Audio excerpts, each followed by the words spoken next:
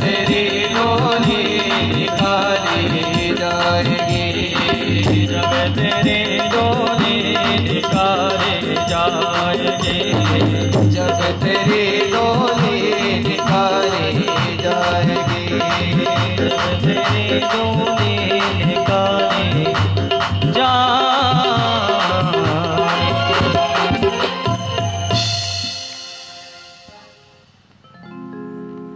उस जल को उस जीव के अंदर छोड़ा तो एक छाया रूपी परिवर्तित हो गई। गोकर्ण ने पूछा, तुम हो कौन, हमें डरा क्यों रहे हो? उसमें से आवाज आई कि हम भ्राता तुदी उसमें धुंधकारी तिनामतः। अरे मैं आपका भाई धुंधकारी हूँ। गोकर्ण बोले, अरे भैया धुंधकारी आप? बोले हाँ। बोले आप प्रेत योनि में, मैंने तो आपका गया में पिंडदान कर दिया है। उसने कहा कि भैया गया पिंडे सतेनापि, आप एक बार नहीं 1000 बार यदि गया जी में जाकर पिंडदान मेरा कर देंगे तो मेरा उद्धार नहीं होगा।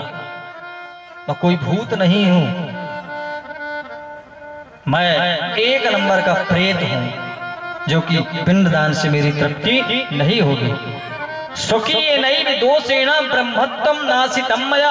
अरे मैंने इतना कुकर्म किया है, इतना मैंने गलत कार्य किए हैं और अंत में मेरी मृत्यु भी ऐसी हुई है, अकाल मृत्यु। और वो भी इस हिंदू सनातन धर्म में होता है कि शरीर का, पार्थिव शरीर का दाह संस्कार किया जाता है, लेकिन मेरे शरीर को मेरे घर के आंगन में गाड़ दिया गया, मेरी दुर्गति हो गई। आप कुछ करें। गोकर्ण बोले, भैया तुम चिंता मत करो, शांत रहो, जाओ तुम, अभी हम सुबह तुम्हारे बारे में सोचते हैं। और आज यहाँ पर सुबह हुई। गोकर्ण जी महाराज चिंतित हैं कि मेरा भाई प्रेत है, उसका उद्धार कैसे हो। गांव के लोगों को मालूम चला कि गोकर्ण जी महाराज आए हैं, सभी लोग जाकर मिलने लग गए। अब कौन उनको प्रणाम कर रहा है, कौन उनका सम्मान कर रहा है, कोई चिंता नहीं। वो तो केवल एक ही बात पूछते हैं कि जो प्रेत हो जाए उसकी मुक्ति कैसे होगी। किसी से पूछते ही कोई जवाब नहीं दे रहा। क्यों? बोले इतना विद्वान होकर जब यह नहीं उस प्रश्न का उत्तर ढूंढ पा रहे तो हम कैसे बता पाएंगे। और आज अंत में गोकर्ण महाराज को जब किसी ने उत्तर नहीं दे पाया तो हाथ में जल लिया, आमंत्रित किया, सूर्य भगवान का वाहन करते हैं, छोड़ देते हैं, सूर्य भगवान की गति रुक जाती है, सूर्य भगवान रुक जाते हैं। सूर्य भगवान बोले, अरे गोकर्ण आज ऐसा कौन सी परेशानी आ पड़ी कि आप मुझे रोक दिए? बोले भुवन भास्कर, मेरे भाई प्रेत योनि को प्राप्त हो गया, उसका उद्धार कैसे होगा आप बताएं। तब यहाँ पर सूर्य भगवान कहते हैं कि श्रीमद्भागवतान मुक्ति ही सत्ता हम वाचिरम कुरु। अपने भाई को श्रीमद्भागवत महापुराण सुनाओ, उससे उनका उद्धार होगा। और आज जैसे सूर्य भगवान बताए, गोकर्ण जी महाराज सुंदर समय तुरंत एक व्यास गद्दी का निर्माण करते हैं, स्वयं प्रवक्ता बन जाते हैं और गांव के लोग तैयारी कर देते हैं। एक बढ़िया सुंदर आसन देते हैं और आसन देकर कथा प्रारंभ हुई। गोकर्ण जी महाराज बोले, अरे मेरे बड़े भाई धुंधकारी, आपके निमित्त श्रीमद्भागवत महापुराण हो रहा है, आप जहाँ कहीं विमान जैसे आता है ना, तो विमान जैसे आया, देवता पार्षद जो थे वह बोले, आओ विमान में सवार हो जाओ। जैसे वह धुंधकारी विमान में चढ़ने लग गया तो गोकर्ण बोले, सुनो, रुको रुको रुको रुको। देवताओं के पास आने बोला, क्या बात है महाराज?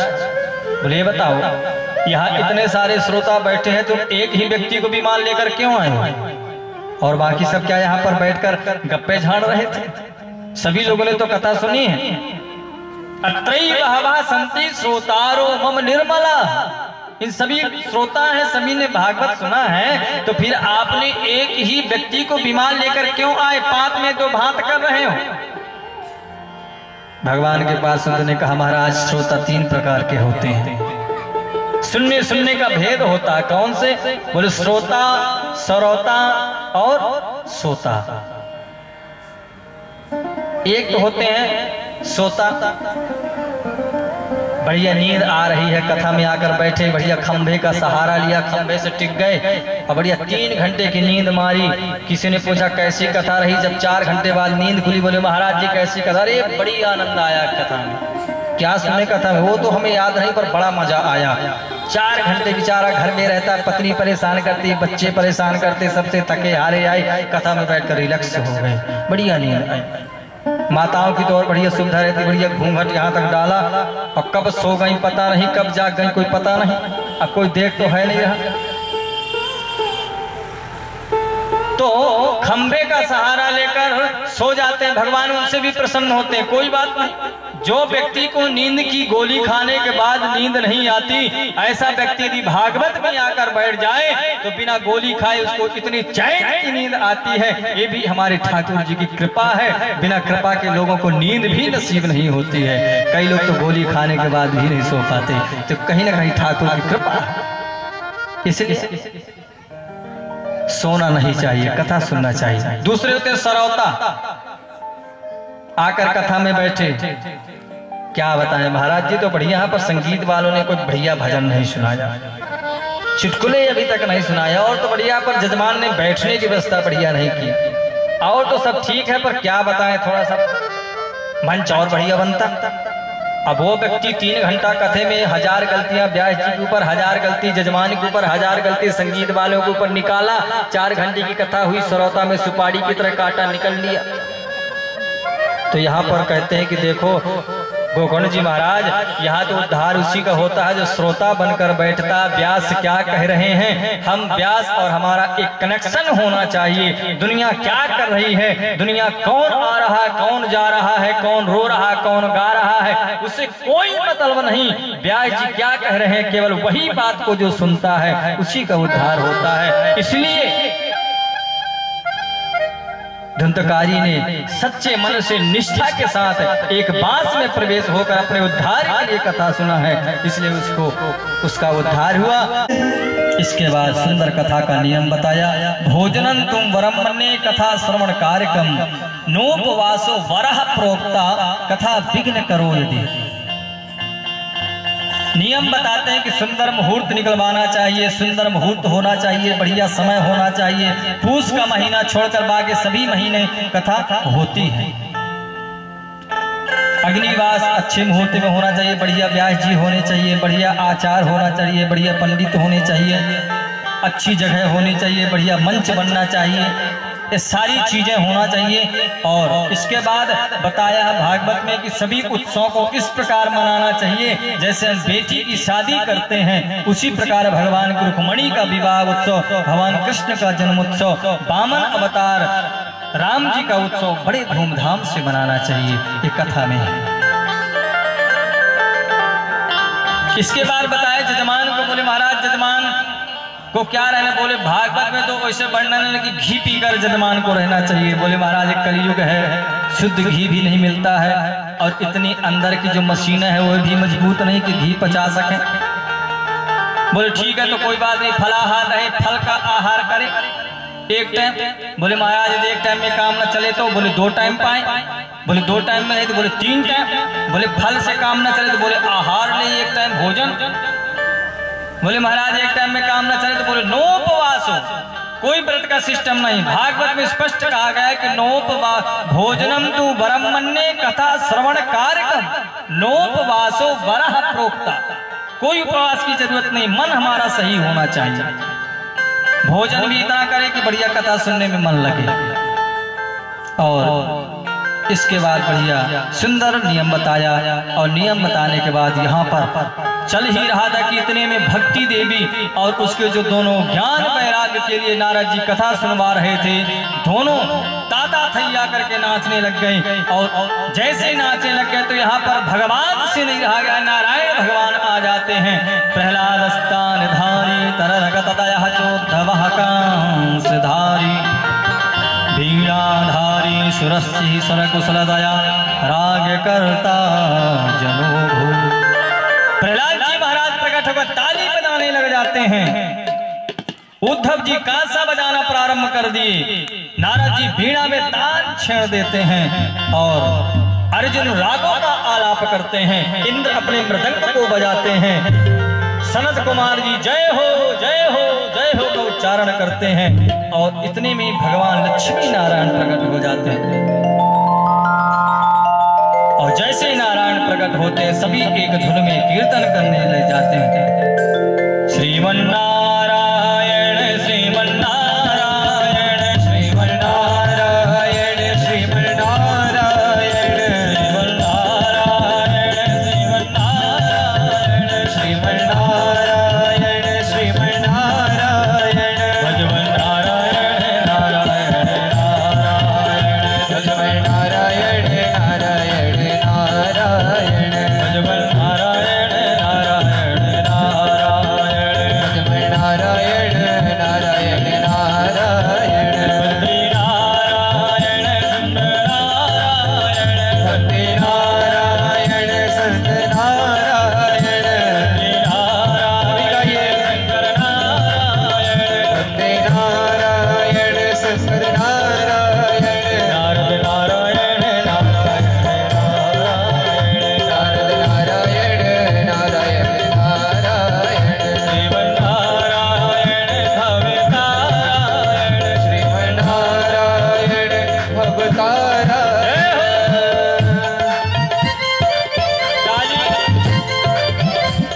ताली बजाना चाहिए। ताली बजाने के फायदा होते हैं क्या? अभी आप आचार्य जी को हाथ दिखवाएं तो आचार्य जी कहेंगे आपकी ये रेखा उड़ जाते हैं। उसी प्रकार जब हम ताली बजाते हैं ना, हमारे जो ऊपर निद्रा रूपी पक्षी, पाप रूपी पक्षी जो सर के ऊपर रहते हैं वो सब पलायन कर जाते हैं। इसलिए दोनों हाथ से हरि बोल।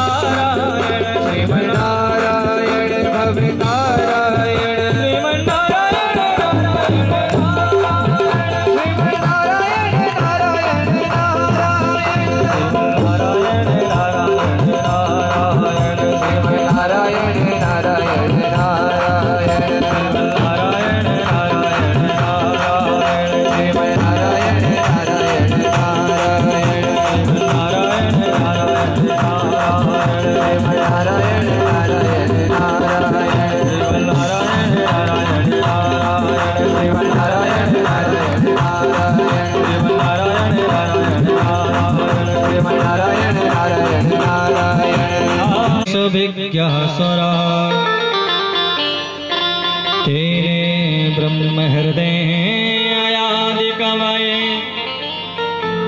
मुह्यन्ते यत् सूर्य। बड़ा सुंदर वर्णन किया है। जिस परमात्मा की इच्छा शक्ति मात्र से पूरा विश्व प्रपंच का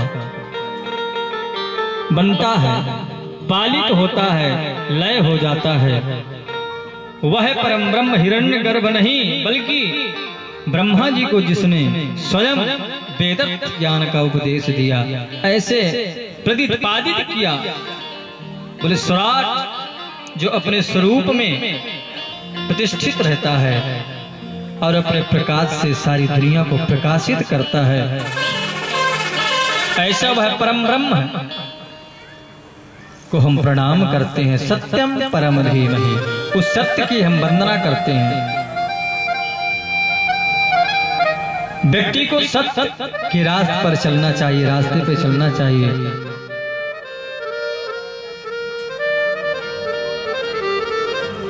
धर्म न दूसर सत्य समाना, आगम निगम पुराण बखाना।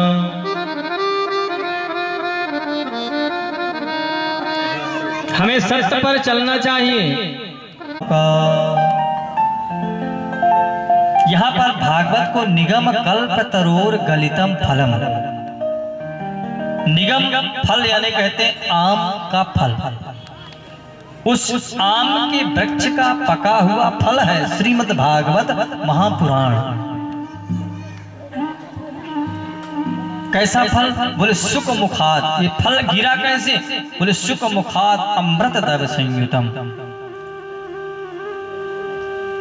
कहते हैं ना कि जिस फल में सुए का तोते का चोंच लग जाए, तोता चोंच मार दे, वह फल क्या होता है?